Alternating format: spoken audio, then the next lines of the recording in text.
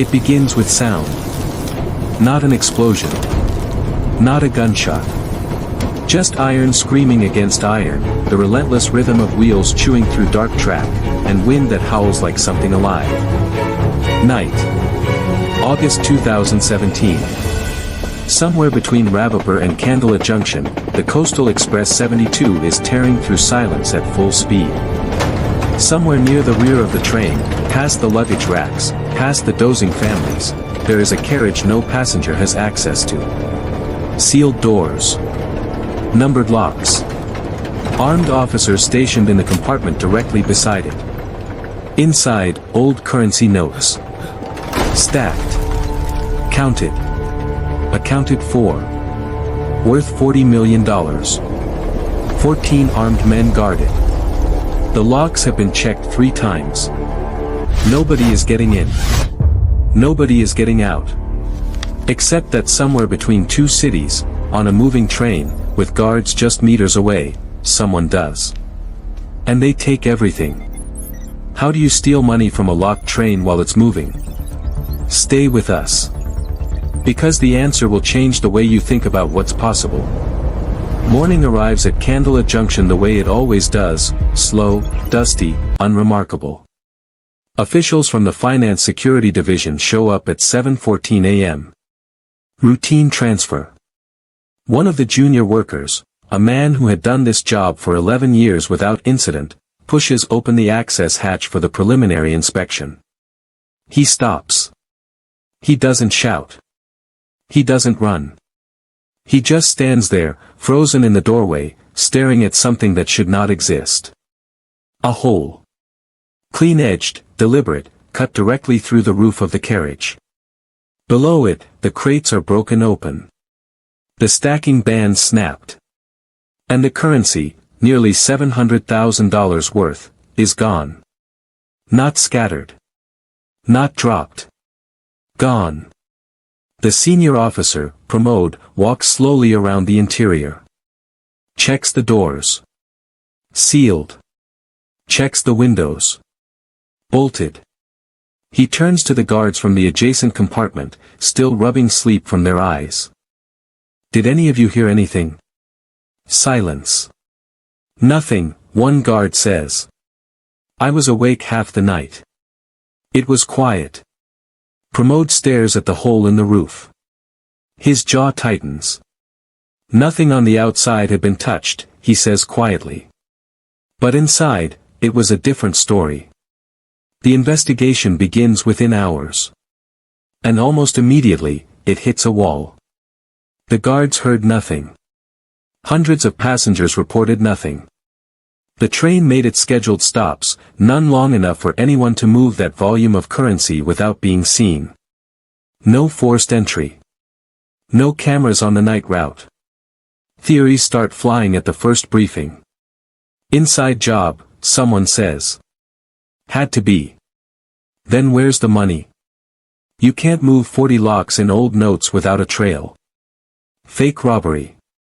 Insurance fraud. By who? They'd be destroying their own credibility. The theories multiply. The answers don't. Over 400 people are questioned in the first 2 weeks. Passengers, platform workers, railway staff, catering vendors, cleaning crews. Every name cross-referenced against criminal records, employee files, travel logs. Nothing.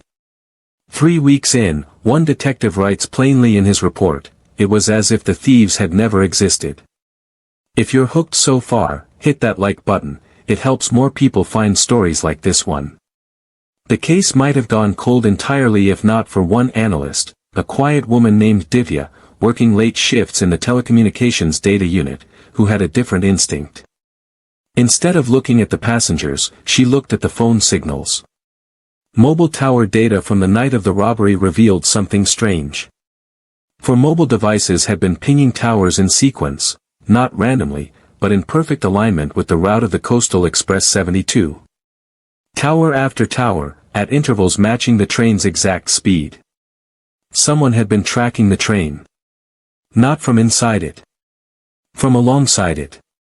The phones were registered to addresses in Dorava province. Divya told her superior. Rural. Remote. Hundreds of kilometers from the route. False registrations. Which means they planned this far enough in advance to build a communication system, she said. This wasn't opportunistic. This was coordinated. For the first time in 6 weeks, the investigation had a direction. The team requested satellite imagery of the relevant track during the robbery window. What came back was blurry, low resolution, but unmistakable. Figures. On the roof of the train. The lead investigator leaned over the image.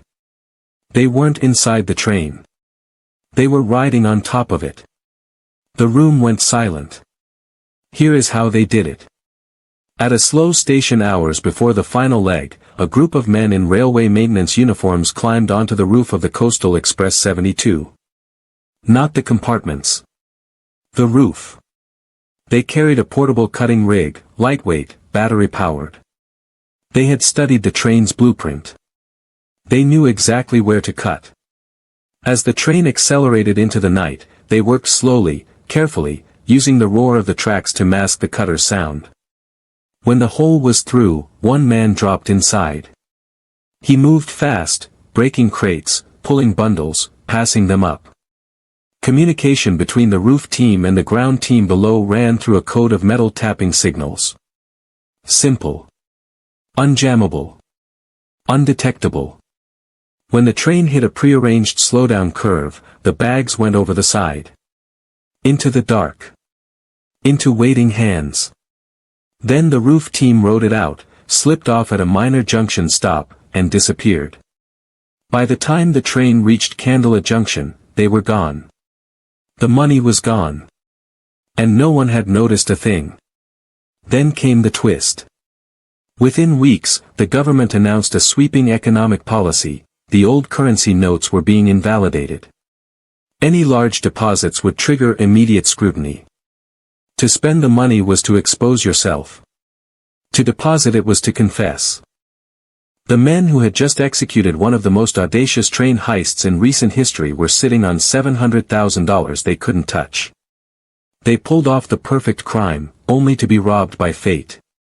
Arrests came 13 months later. The cell tower data had been patient work. It eventually led investigators to Dorava province, a network of men connected by family, geography, and desperation. Most had no significant criminal history. Some had worked briefly in railway maintenance. One had access to technical blueprints. Their leader, Raghav Parel, was sentenced to 14 years. The others received 7 to 11 years each. Some currency was recovered, mostly destroyed, decomposing where it had been hidden. A significant portion was never found. In the end, Raghav Parel and his team had done something extraordinary. They had exploited every blind spot, no roof surveillance, noise masking the cutter, the assumption that a moving train was inherently safe. They had executed it with precision. They had vanished. But the world they robbed was changing faster than they could spend. In the end, it wasn't the guards, the locks, or the system that stopped them. It was time. If this story kept you hooked till the last second, subscribe. We cover real crimes, real investigations, and the human stories behind them. Drop a comment below. Did fate already deliver the real punishment, or did Raghav deserve longer? And if you want more stories like this, like the video. It takes 2 seconds and it means everything. See you in the next one.